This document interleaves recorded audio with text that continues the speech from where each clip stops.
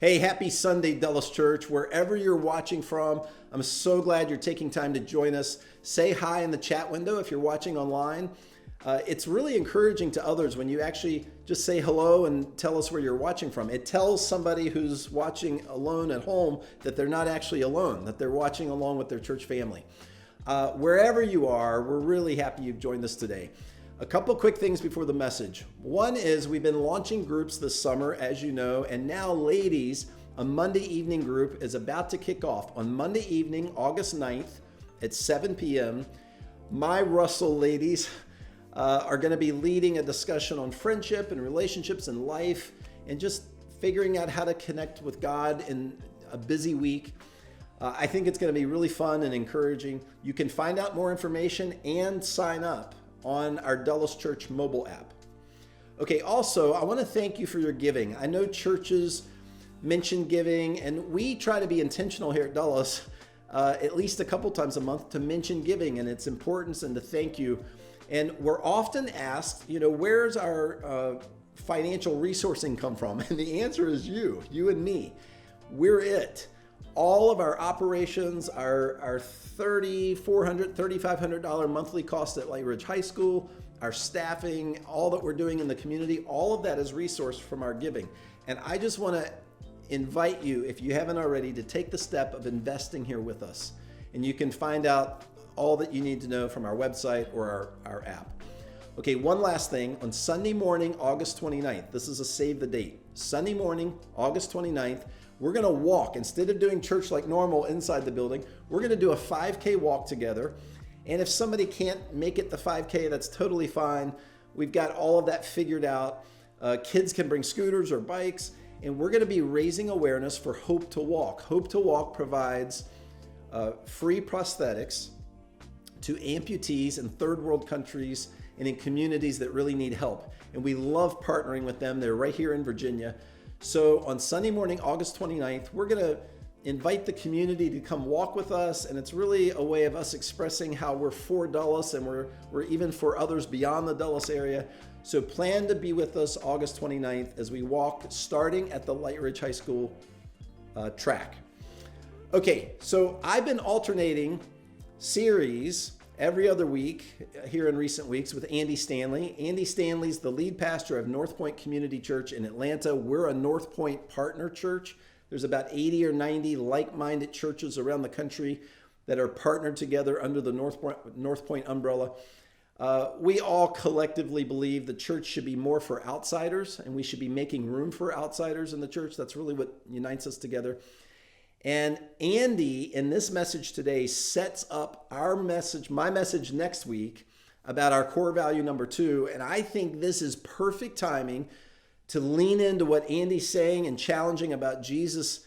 What's really a surprise to a lot of people about belief. I grew up in the church hearing and actually believing that what really matters is believing that God exists or believing that God sent Jesus. And that's it. That basically gets you in, or that makes you right with God. In fact, John 3:16 says, "For God so loved the world that whoever believes that he sent his only son Jesus will have everlasting life." So I grew up as a kid thinking, well, all I've got to do is just believe that God sent Jesus. But Andy's going to address something so critical here. It's so important that we get this. And it's going to set us up nicely for what we're going to talk about next week in the series that I'm leading called Valuable, as we look at core value number 2. Okay, so give Andy your full attention here. It's really God's heart that you're giving your attention to.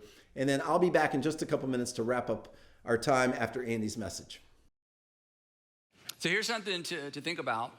If simply believing stuff was enough to make a difference, if simply believing was enough to make a difference, think how different our life would be.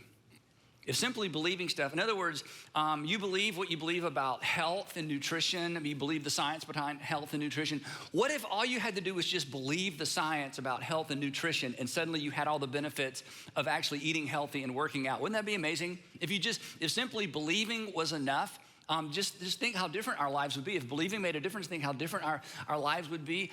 Nobody would have any addictions because we all believe that addictions are bad. They ruin our relationships, ruin our health. And so if simply believing was enough to make a difference, just think how different our lives would be. I mean, everything would be different. Think financially, we know the principles of finance. We need to stay out of debt. We need to spend less than we make. We need to save and prepare for the future. We believe all that, you know. So if believing was enough to make a difference, think how different our life would be. When it comes to school, I mean, we all know that preparation is the way forward for a student, right? We believe that preparation is how you move forward. So what if simply believing that preparation was the way forward, but you didn't have to actually prepare?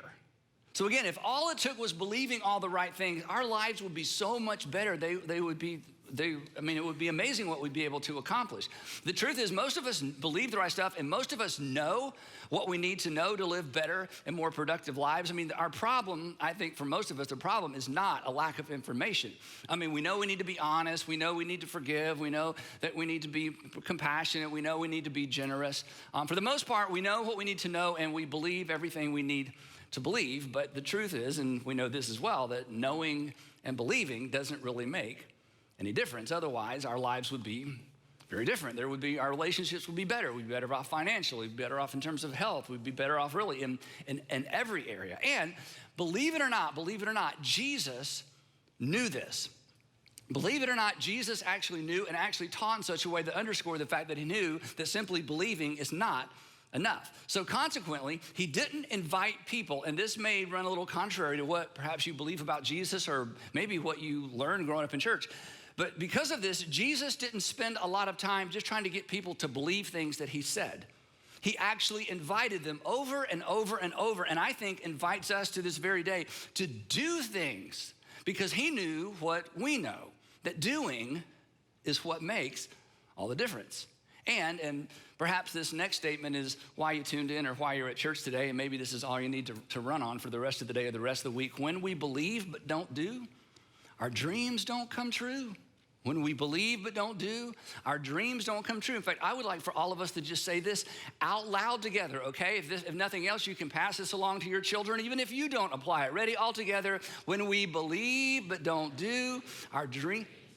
Yeah, you've never met anybody who failed for a lack of believing the right thing necessarily, or even knowing everything they need to know. Obviously, in spite of the fact there's certainly things people need to know, and if they don't know them, they can't act on them. But for the most part, we fail, and people fail in life, not because they didn't believe the right stuff or even know all the right stuff. It's what we do, because it's doing or not doing that ultimately makes all the difference. But worse than that, if we believe all the right things, but don't do anything with what we believe, our faith becomes feeble and frail and fragile. Today we're in part 2 of the series that we began last time we were together, Faithful, Fueling Your Faith in a World on Empty. And we discovered last time that Jesus' agenda for his first century followers, and I think we could make the case his agenda for his 21st century followers, many of us, is that we would be people of big, active, in the real world in spite of faith. In other words, that we would live our actual lives, our relationships, how we manage our money, our time, our careers, our academic careers, our dreams, our goals, that in the real world, that our confidence in God would be translated into action and activity and responses and reactions or a lack of reactions to the people and the circumstances around us. In fact, we said last time we were together, the only thing that ever amazed Jesus in the Gospels are the 4 accounts of his life. The only time Jesus was like, amazed, or the other translation of that Greek term, the only time he ever marveled was when he encountered someone who had big confidence or faith in him and acted on his faith. And this explains why his initial invitation, and I think his invitation to us today, wasn't just to believe a lot of things. His actual invitation was, follow me. Follow me. It was relational, it was active, it was interactive, and Jesus never altered or backed down on this invitation. It was follow me right up to the end, right as he's about to go into Jerusalem, for the big finale of his crucifixion. He still invites somebody to, hey, I want you to lay down what you have right now, and I want you to follow me. But over time, something pretty horrible happened. The church kind of dumbed this down. In fact, if you grew up in church, it's possible that you never even heard the phrase, follow me, What you heard, and honestly what I heard a lot, was believe in me, believe in me, believe in me. So the church reduced follow me to simply believe in me. And as you would imagine, in fact, as many of us have experienced, believe in me is a lot easier than follow me, isn't it? Believe in me is a lot safer than follow me. Believe in me is far less demanding than follow me. But unfortunately, just believe in me is an invitation that leaves you exactly where you are. No change required. But Jesus did not merely invite people to believe true things about him so they could go to heaven when they died. Read the Gospels. That is not the case at all. Jesus invited people to live their life, or to live a life that actually reflected their confidence and their faith or their trust in God. And as we said last time, the reason Jesus came was so that we could know what God is truly like, so that we could place our confidence in the real God, the God as he truly is, not God as we imagine God to be, or God that we grew up believing God to be. So the invitation was for people to live their lives in such a way that reflected their confidence in God. Because, like us, God is most honored by our active and our living active, death-defying, in spite of faith. You're most honored when you're supposed to be somewhere at 7 o'clock, and you're not there, and somebody turns to the people waiting for you and says, you know what, don't worry, she'll be here, he'll be here. I know them, they're gonna come through. You're most honored when there's a gap between what people expected of you and what they experienced from you, and they decided to place in the gap that they would believe the best about you. They trusted your character. That's, she's not usually this way. He's not usually this way. There's something we don't know. They just have confidence in you because of your character. I mean, it's so honoring.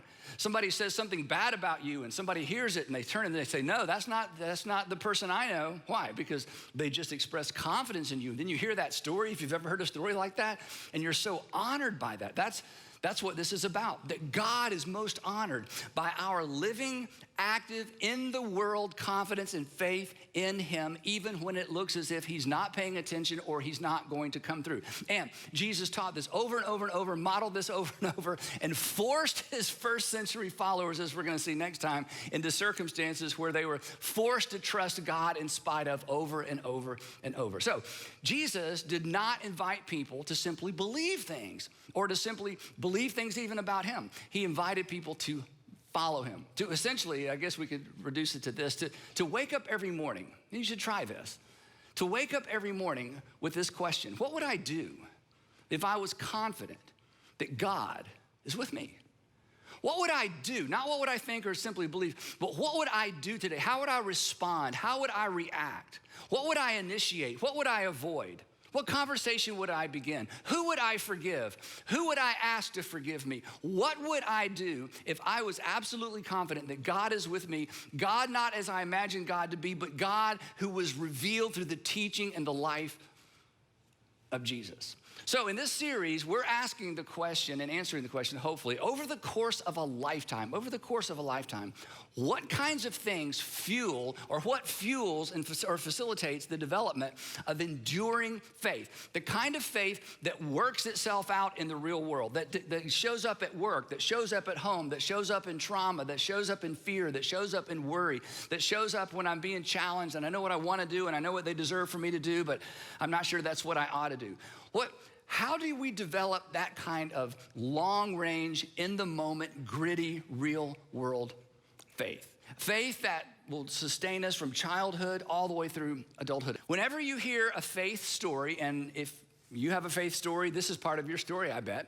Everyone always tells about the time or describes the time they were first introduced to practical teaching. That someone opened the scripture and they taught from the scripture in such a way that they knew what to do with what they'd heard. That somebody finally gave them handles and applications. That they sort of always believed in God and they sort of always believed in Jesus, but they didn't know what it looked like in the real world. They didn't know how to take it home. They didn't know how to take it to work. And so somebody for the first time opened the scripture in such a way that they knew what to do with what they believed. And they say this is something that began to grow their faith. And perhaps that's your story as well. And the reason that application, the reason that real world application of the teaching of Jesus grows our faith is this. when our active faith, when our active application-oriented faith intersects with God's faithfulness, our faith grows. That when our active faith, in other words, you kind of feel nudged, hey, you need to go make things right with them. I don't want to make things right with them. You need to make things right with them. I don't want to, and then finally you give into that nudge, you have that challenging conversation, and on the other side of it, you're so glad you did, and on the other side of it, you see God's faithfulness, your faith grows. So whenever we step out in obedience, or to say it another way, whenever we follow Jesus in an area where it's challenging, where it costs us something, where we resist at first but finally give in, when our faithfulness to God intersects with his faithfulness to us, our faith gets bigger because, and we're gonna come back to this, your faith is like a muscle. And if you want your muscle to grow, you have to exercise it. And an exercise of faith is simply saying, God, I'm gonna say yes to you even though I don't know how it's gonna turn out. I'm gonna say yes to you even though no one else would do this. I'm gonna say yes to you even though everybody thinks I'm crazy. I'm gonna say yes to you because I know it's the right thing to do. And I don't know what the outcome is, but God, I trust you. And on the other side of that decision, when you experience the faithfulness of God, your faith gets bigger. But for many people, that never begins until they're exposed to application-oriented faith, either in high school, college, or perhaps as an adult. And when we experience God's faithfulness, here's the thing, you're actually experiencing God. God is spirit. God doesn't have a physical body.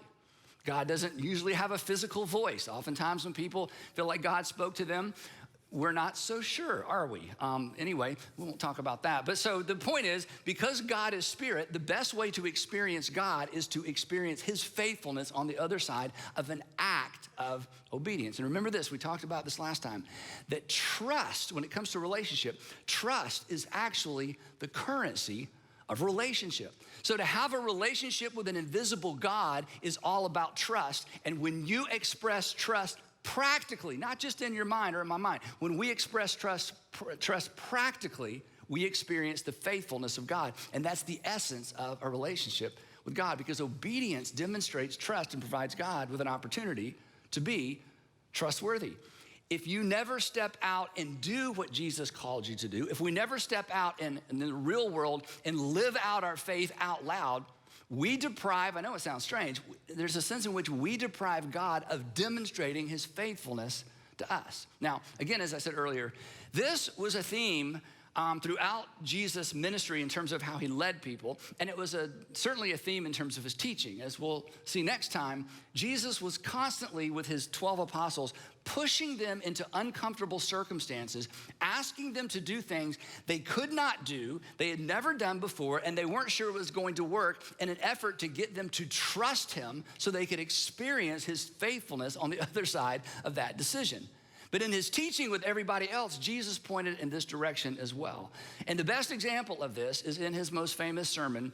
We call it the Sermon on the Mount. There's a version found in Matthew. There's a version found in Luke. My theory is that whenever Jesus taught, this was kind of his go-to content, his go-to sermon. I mean, the apostles would be like, yeah, we've heard this before. I think I've heard it 20 times, because I think this is what Jesus brought in terms of real world faith-building application.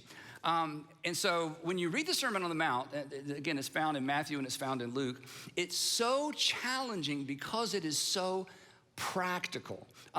In this message, or in these applications, Jesus is introducing what we could call his upside down kingdom ethic. He came into the world where the people with all the power and all the resources leverage their power and resources for their own benefit. And Jesus says, I want to turn that upside down.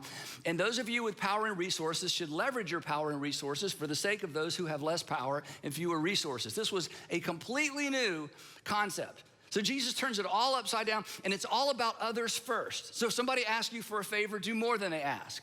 If somebody wants you to give more than they ask. It was sort of this open-ended generosity, open-ended compassion, open-ended forgiveness. Just no matter what's happened to you, he says, you are to forgive. And then he would say things like, don't worry. Don't worry in a culture where there was so much to worry about. Pray for your enemy, to which they would say, we rarely pray for our friends. And then there was that whole yank the plank, teaching he did. You're familiar with this, where he says, if you see somebody and there's something about them that bothers you, before you go try to get the little speck of sawdust out of their eye, you go home and look in the mirror and make sure you don't have the same issue.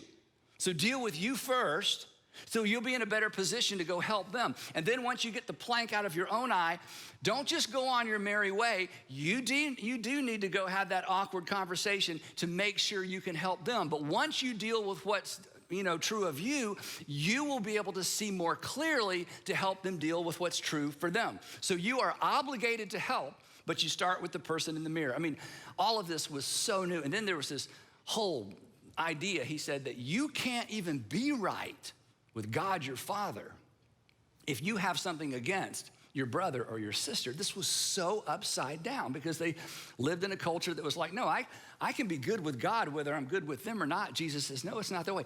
So almost everything in the Sermon on the Mount was so countercultural. It was terribly practical. It was so practical that it was impractical.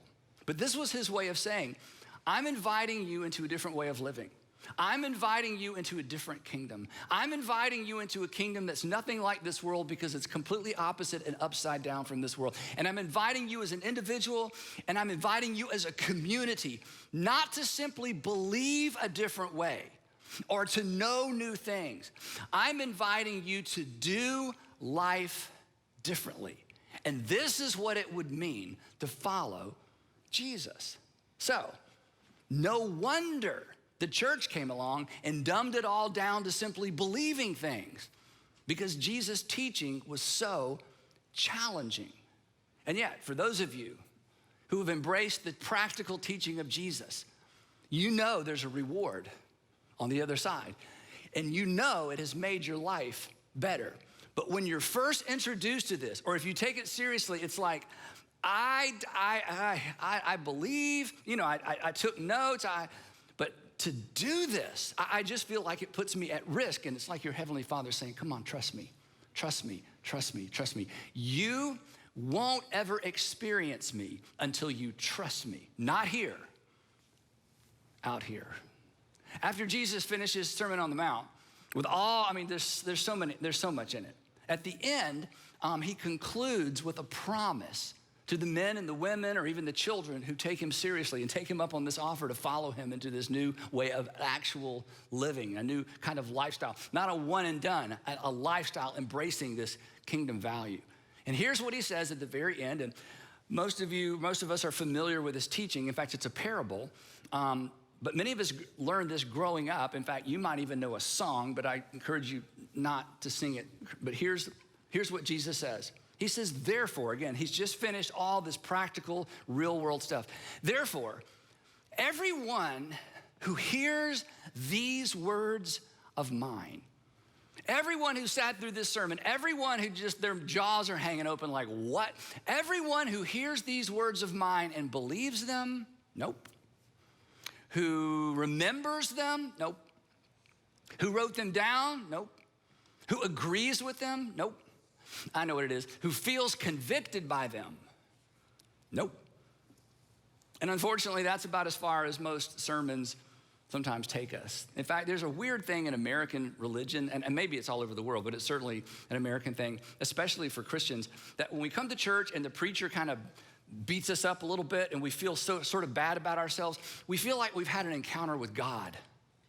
And it's like, oh, that was so good. That was so rough. I'm not going to do anything with it, but wow, the experience was rough. I feel like having an encounter with God. I feel guiltier. I feel worse about myself, and I know he's right, and I know God's right, and I wish I was a better person. See you next week and beat me up some more, because we confuse feeling bad about ourselves and kind of being beat up by the preacher as if that's some sort of encounter with God. And your Heavenly Father says, no, that's not an encounter with me. The encounter with me that I want you to have is I want you to do this stuff and then experience me on the other side of it. That's the encounter I want you to have. So Jesus says, anyone who has heard this message of mine, who has heard these words of mine, and puts them into practice, anyone who hears and then does, who acts on what I've just taught, is like a wise man or a wise person. And what is a wise man or a wise woman or a wise person? A wise person is somebody who connects the dots, who understands the relationship between what they do today and what happens tomorrow, who lives as if today's behavior actually creates or shapes tomorrow's reality, and understands that doing, not simply believing, is what shapes a life and what ultimately makes a difference. He says the person who just heard this message and actually puts it into practice is like a wise man who built his house, who established his future, who established her future, who established her life, who went all in. It's like that person who does what I just said, they're establishing their life. It's like they're building their house on a rock. Now, this is where we kind of lose it, because if you buy a piece of property that's got a lot of rock, you're in trouble. You have to hire somebody to come out with dynamite, right, before you can even pour a foundation, because the way we do foundations is we dig a deep hole, we pour concrete and rebar, and we have footings to build houses. Back then, they didn't do it that way. The best thing you could do was find something very solid like rock and dig a foundation or build a foundation on rock. But the problem was this was very labor intensive. It took a long time, and it was often more expensive. His point is simply this. He's saying the wisest thing you could do is to build your life on the foundation of my teaching. It's going to be harder initially. It's going to be more time-consuming initially. Your neighbors are going to think you're crazy, if you just move a half a mile down. I mean, our house is up in no time. Meanwhile, you're trying to scratch through the rock. He said, but ultimately and long-term, the person who listens to what I just said, as countercultural as it is and as challenging as it is, and decides this is the way I'm going to live my life, this is how I'm going to manage my life and my relationships. He says that person is like a person who chose to do it the hard way and to build their life on a rock. It'll cost you, he says, but it's more rewarding. Now, the problem, or if we just pause right there and we're in Jesus' audience, there's a question he kind of leaves hanging in the air. And the question leaves hanging in the air as it relates to this is, the unspoken question is, do you trust me? Do you trust me? Do you trust me? Will you live this way before you know what the outcome is? Will you follow me? Not do you believe me or even believe in me. Do you and will you trust me even before you know what the outcome is? That's the question. That's the question for me every day. That's the question for you every single day. Not do we believe, do we trust? And it's only when we express our trust in the real world that our faith intersects with God's faithfulness and we experience God. And this was Jesus' invitation saying, come on, trust me. Trust me. Then he illustrates the outcome or the future of the doers. He says this, you may remember this. He says, the rain came down after this person built their house on rock. The rain came down, the streams rose, the winds blew and beat against that house, and yet it did not fall because it had its foundation on the rock. Something they all understood, because occasionally there would be a flash flood in this region of the world, and if you did not have a good foundation, it was a total loss. This was sometimes the difference between life and death, surviving with something to show or surviving with nothing to show if you survived at all.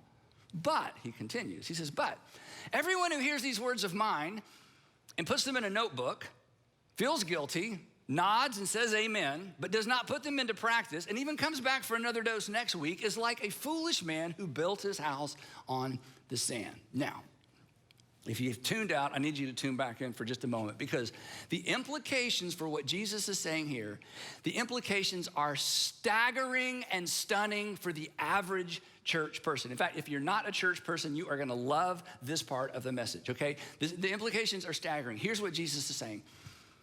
He's saying it is possible for you to attend some kind of gathering every week of your life, or twice a week. It is possible to hear, and it's possible to believe, and yet live a life that ultimately undermines your faith. It is possible to hear, and it's possible to believe, and yet live your life in such a way that your practical life undermines what you've heard and what you believe. That will actually set you up for a crisis of faith. Or to say it a different way, that believing can actually be deceiving. Now, real quick, if you're not a Jesus follower, not a Christian, or maybe you used to be, this is where we pretty much owe you an apology. Because one of the reasons that you gave up on Christianity or you've never explored Christianity, it's not simply that you don't believe it. You wonder sometimes if we believe it. Because you've heard our rhetoric and you've heard what we say about God and about the Bible and about truth and all this stuff. And then you look at the way we actually live and you look at the way we actually treat people. And the reason you're not more open to believing what we believe is because, if I can be honest on our behalf, you're not convinced we believe what we believe because we don't live it out. And the discrepancy, the distance between what we say we believe and what we do leaves you wondering who in the world would be even interested in that kind of belief system. And you are not wrong. And in that sense, we all in some way owe you an apology. But here's what I would say to you. Ignore us for a moment and read Matthew, Mark, Luke, or John, and at least consider following Jesus.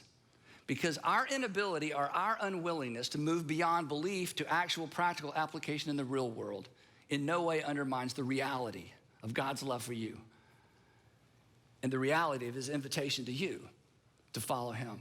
But I get it. Because if we don't live out what we say we believe, why in the world would you find that belief system at all interesting? The other interesting thing too is James, the brother of Jesus, comes along and he'd heard all this from his older brother. And James writes a letter, we call it the book of James. And he's even more direct than Jesus. Here's what James, the brother of Jesus, says on the same topic. He says to his audience, do not merely listen to the word and so deceive yourself. Believing can be deceiving. If you think that because you believe everything and you know everything you need to know and you have the perfect theology, but you don't do anything, James says, you're just deceiving yourself. You're thinking something that's not true about you, and it's ultimately gonna come back on you. Don't merely listen to the word and so deceive yourselves. Remember, ready for this next line? Do, there it is again.